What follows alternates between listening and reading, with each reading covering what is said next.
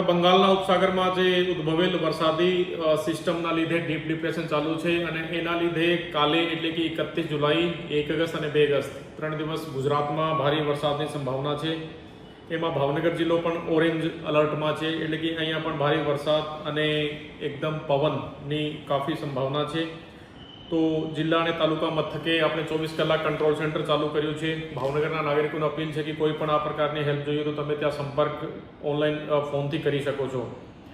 અમે લોકો તમામ અધિકારીઓની રજાએ કેન્સલ કરી છે અને તમામ અધિકારીઓ નીચે તલાટી સુધીને કીધું છે કે ભાઈ આ 3 દિવસ તો 24 કલાક ત્યાં હેડક્વાર્ટર ઉપર જ રહેવાનું છે।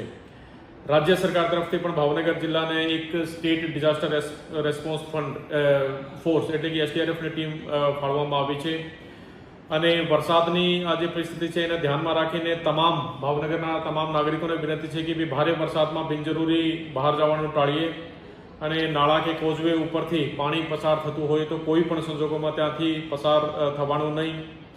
ભારે પવન કે વીજળીના વખતે વૃક્ષ કે નીચે કે અસલામત જગ્યા ઉપર જવાનું નહીં અને બિનજરૂરી અફવાઓ ફેલાવવામાં ના આવે તથા મુશ્કેલીના સમયમાં જિલ્લા અને તાલુકા કંટ્રોલ રૂમનો સંપર્ક કરવા વિનંતી છે।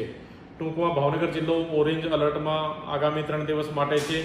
તો તમામ નાગરિકોને ફરીથી અપીલ છે કે ભાઈ આ વરસાદની પરિસ્થિતિને ધ્યાનમાં રાખીને બિનજરૂરી બહાર જવાનું ટાળવું અને જે ખુલ્લી વસ્તુઓ છે કોઈ હોર્ડિંગ બેનર છે આ પણ નીકાળી લેવામાં એટલે કે જણાવવામાં આવે છે।